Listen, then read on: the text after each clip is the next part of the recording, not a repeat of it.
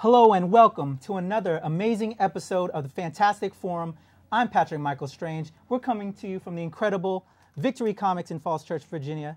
On tonight's episode, I have Roberto Ortiz, hi, Charlie Reeves, and the amazing Billie Ray Bates.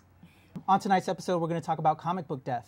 And this spoiler alert is essentially in regards to the first topic I want to talk about, Amazing Spider-Man number 700, where, unfortunately, Peter Parker bites the big one. The writer, for some bizarre reason, got death threats over this, which is insane. I mean, these are not real people. They're probably going to come back to life, people. So really, don't take it so seriously. Okay. Yeah, not that surprising. Spider-Man's a big character, and I'm sure that they are selling a ton of books just because of it, for shock value. Yeah. Well, I think comic books are a lot like soap operas. Nobody's ever really dead, so, you know. Very true. Going along with that, if I die, I want to die in a comic book because I know I'm not going to be dead forever. They'll just redo the Exactly. continuity in a couple years, so you'll be fine. Exactly. I actually went to funerals thinking exactly that. It's like, if this was a comic book, my aunt would come back. Somehow. Yes. So it's In causing 20 years when a writer realizes, you Yes. know what, your aunt was really cool. I want to bring her back. Yeah, let's bring her back.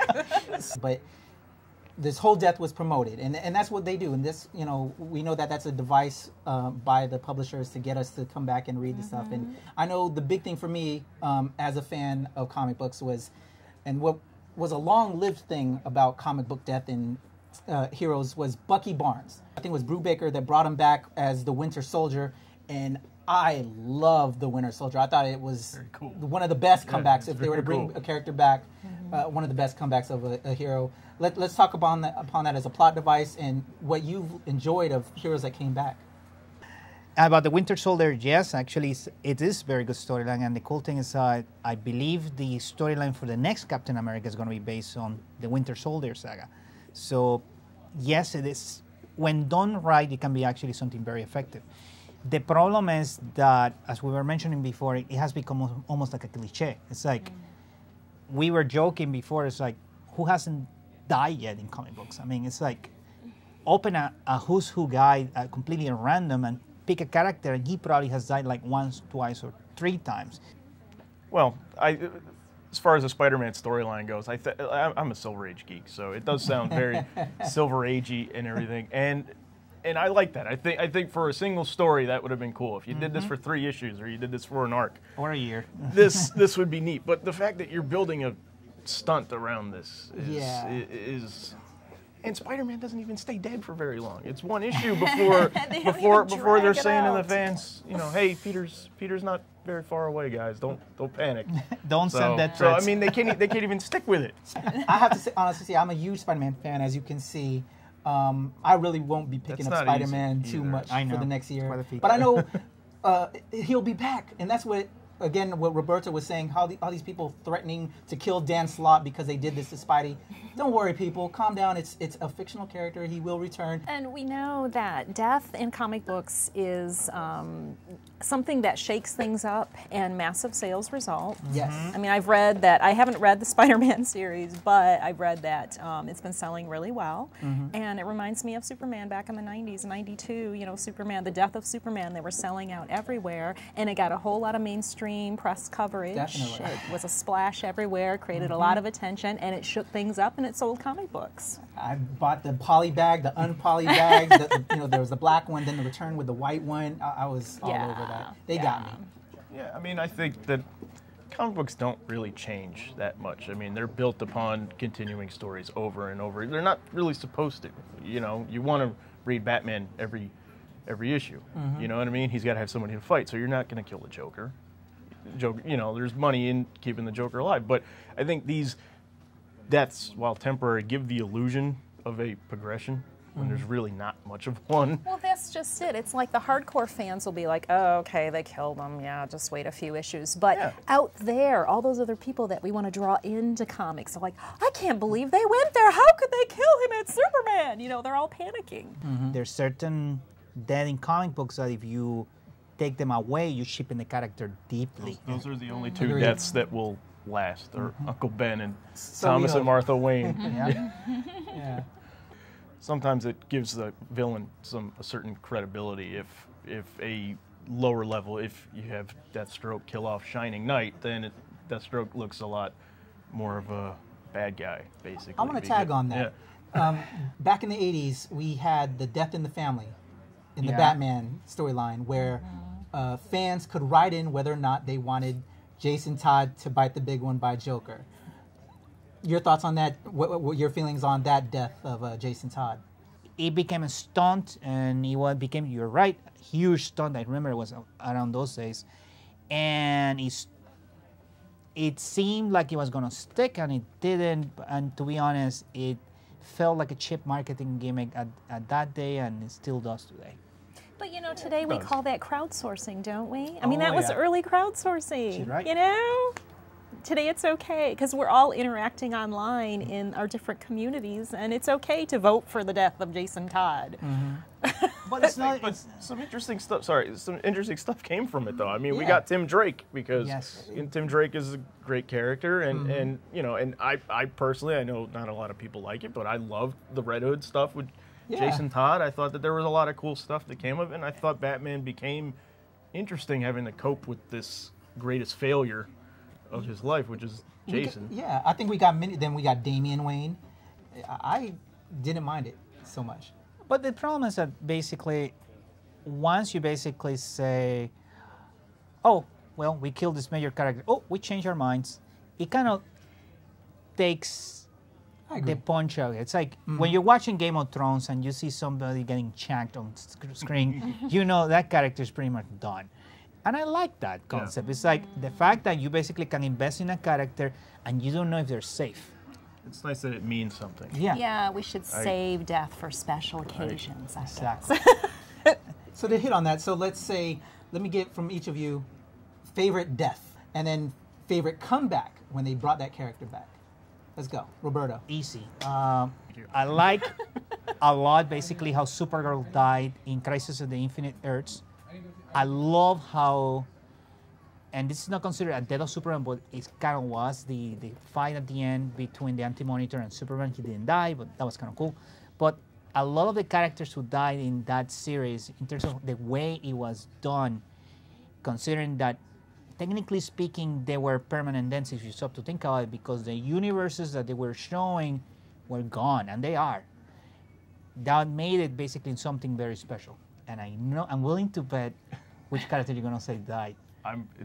Same book, different character. I'm going to say Barry Allen. I You know think what? Barry Allen's death was.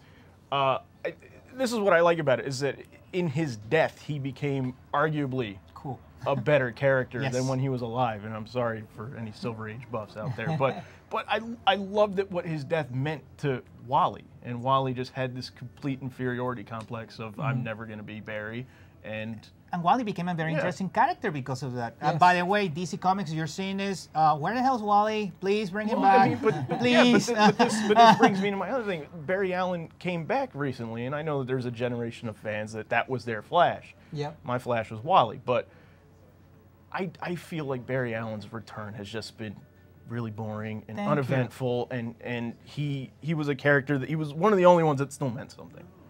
Dead. And he served a purpose dead. And I think in life he serves no purpose anymore. Agreed.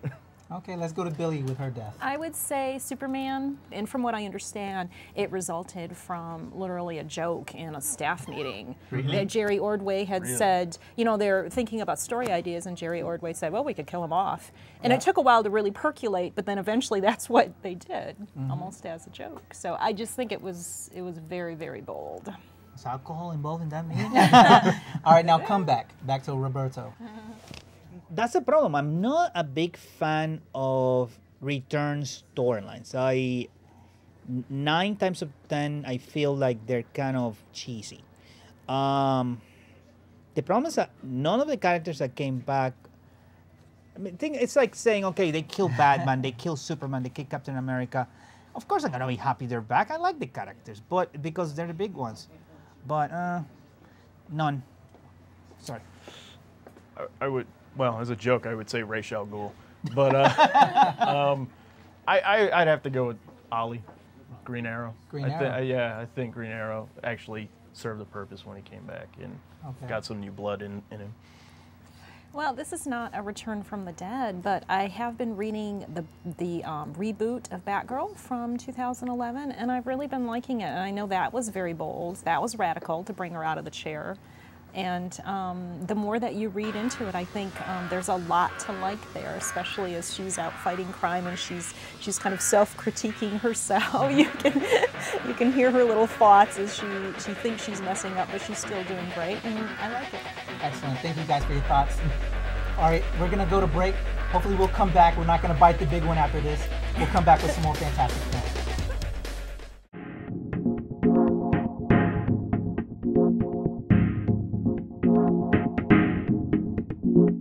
We are here at the Southern Maryland Comic-Con talking to Tim Seeley. Thank you for being with us, Mr. Seeley. Anytime, it's my pleasure.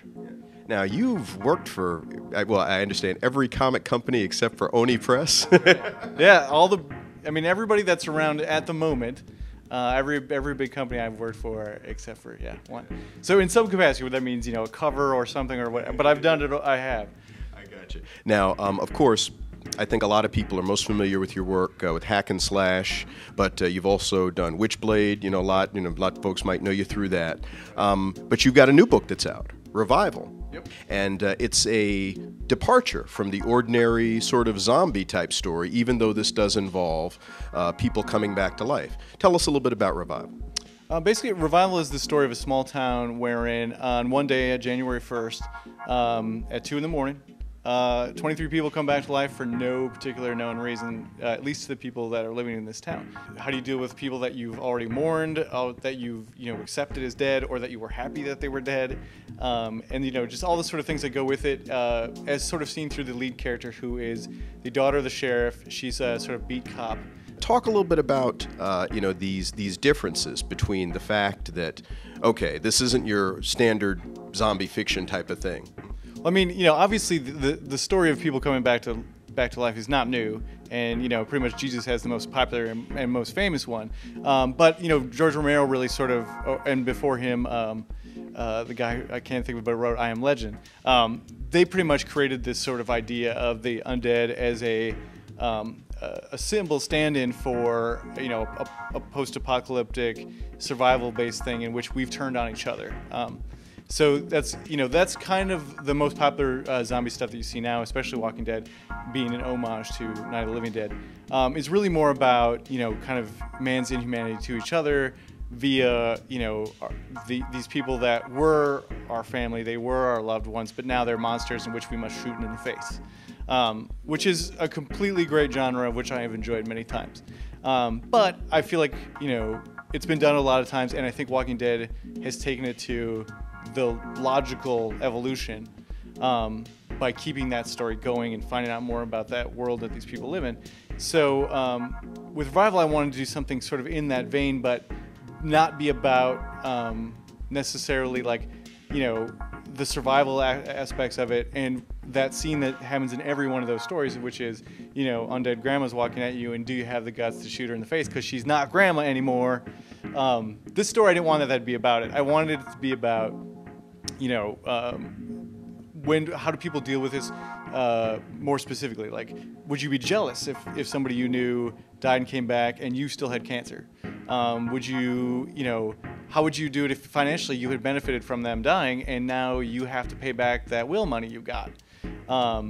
So it's more about those sort of things. Now, I'd be remiss if I didn't mention the fabulous art by, is it Mike Norton who's doing the art? Okay, all right. How closely did you and he collaborate on the look of the book?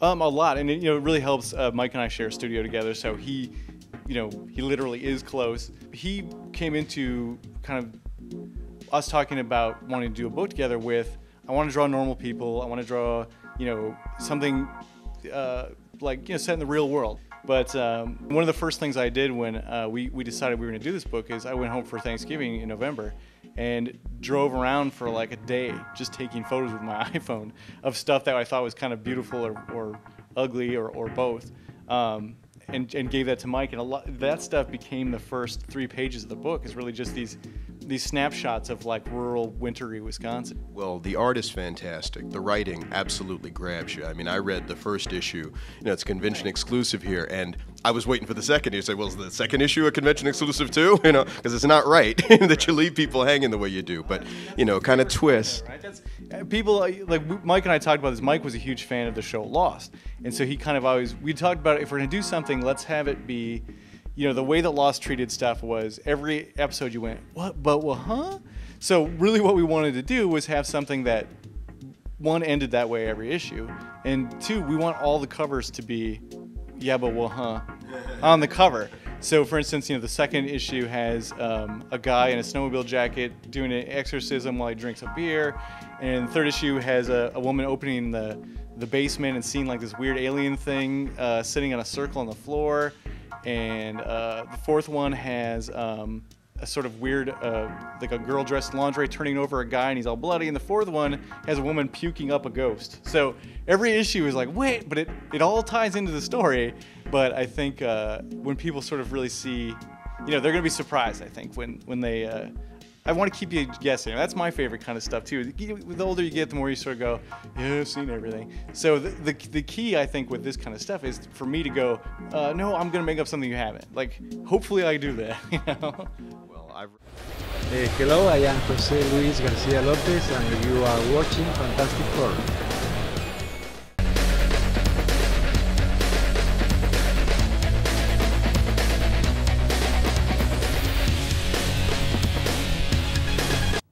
We are back from the abyss. We have survived. Fantastic Forum. Patrick Michael Strange, Roberto Ortiz, Charlie, Billie. We're back again. All right. Let's talk about further this comic book death. Some other recent deaths that have stirred the fanboys and fangirls a little bit. I want to talk about the big one for the crossover that's happened into TV, Walking Dead 100, and the death of Glenn. Spoiler alert. Let me throw that back in there. Spoiler alert, the death of Glenn. It bothered me because it's like you had a character that basically was a voice for the reader in the universe, and the writer just out of spite to make a point of, oh yeah, nobody's safe, kill the character. And it serves a purpose to a point.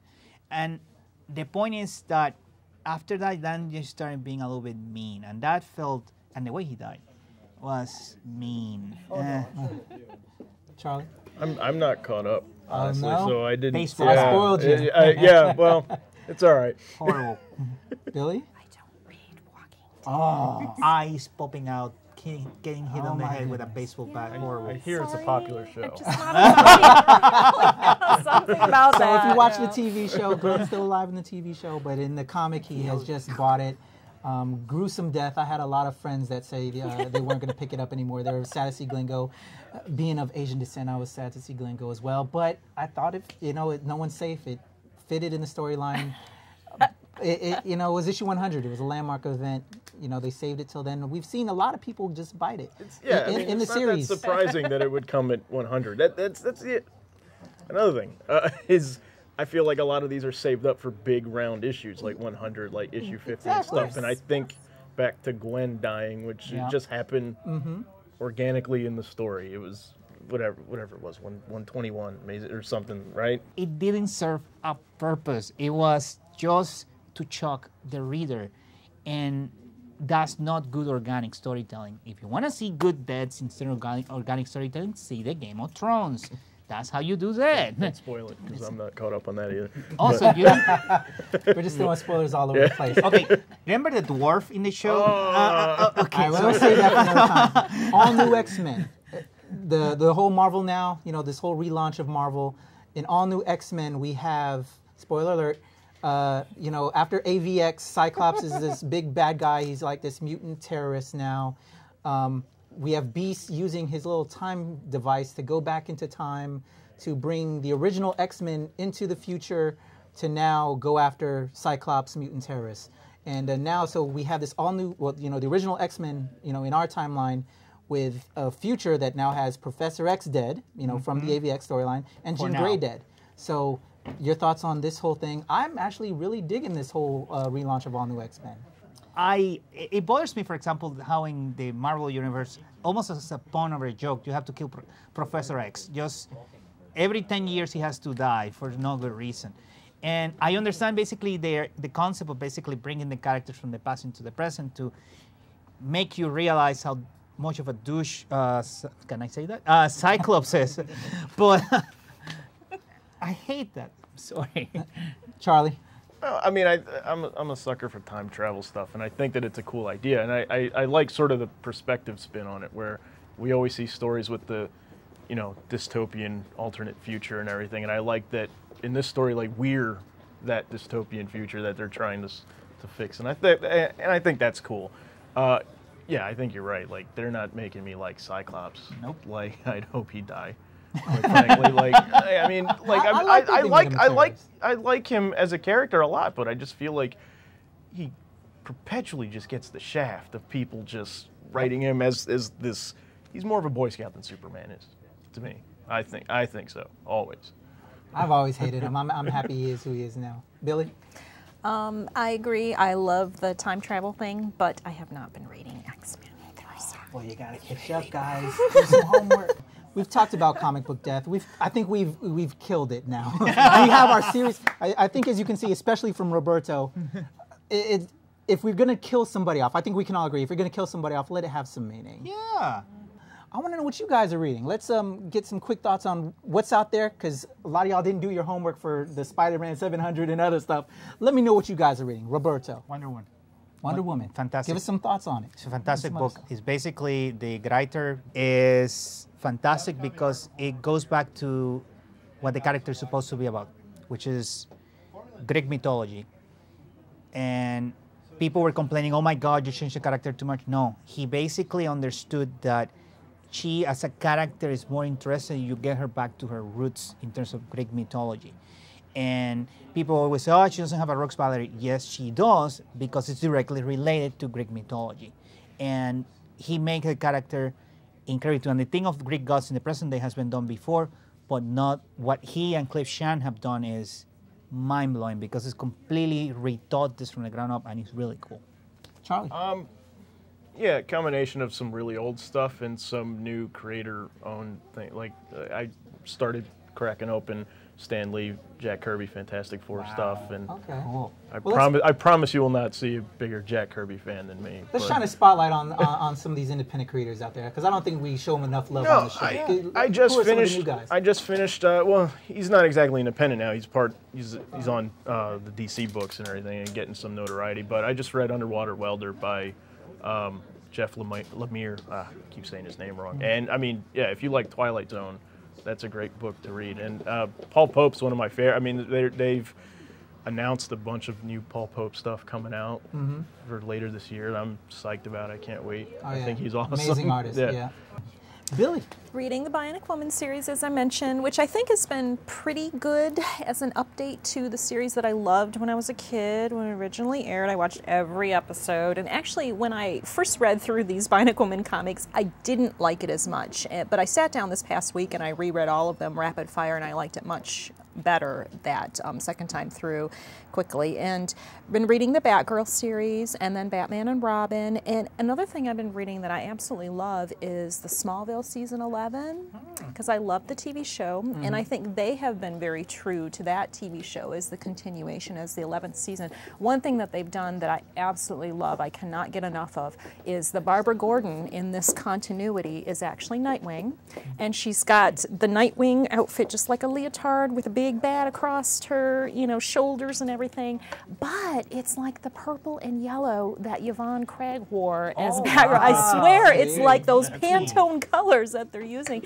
It's crazy, and she's got her red hair short, and she's strong and tough, and wears a mask, and she's Nightwing. It's fabulous. It's a wonderful interpretation. Any of the Marvel Now titles you guys are picking up at all? Nope.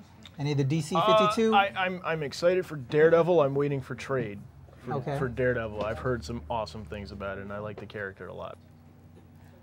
I love with a passion Saucer Country. Okay. Because I love the idea of basically what they're doing with conspiracy theories and things like that.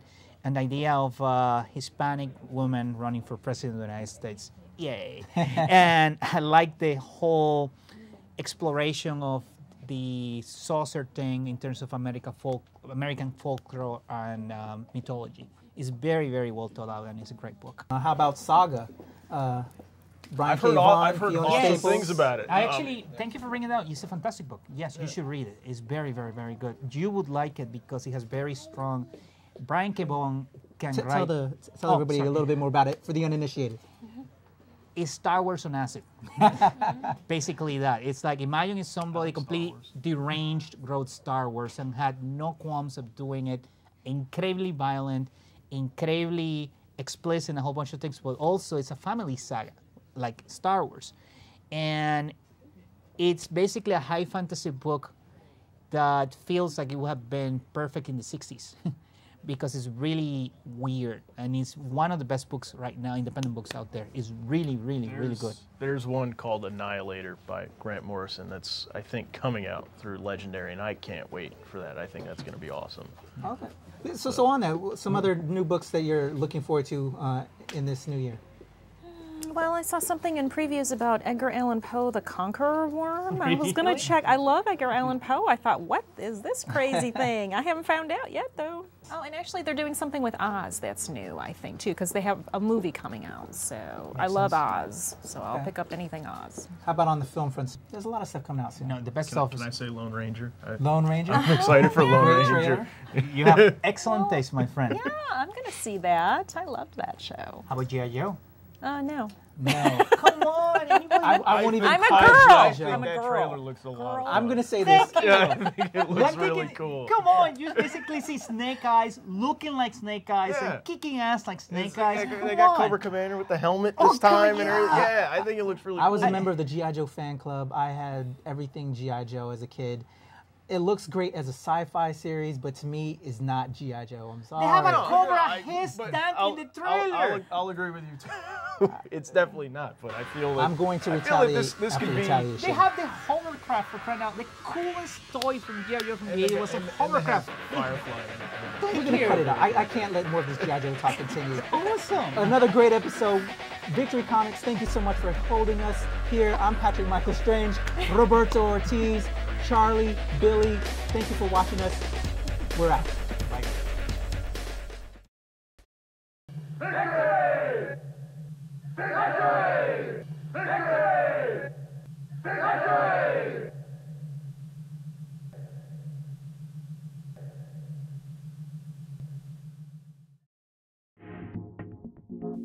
Join the Fantastic Forum fan community on Facebook and follow us on Twitter for all the latest news and updates.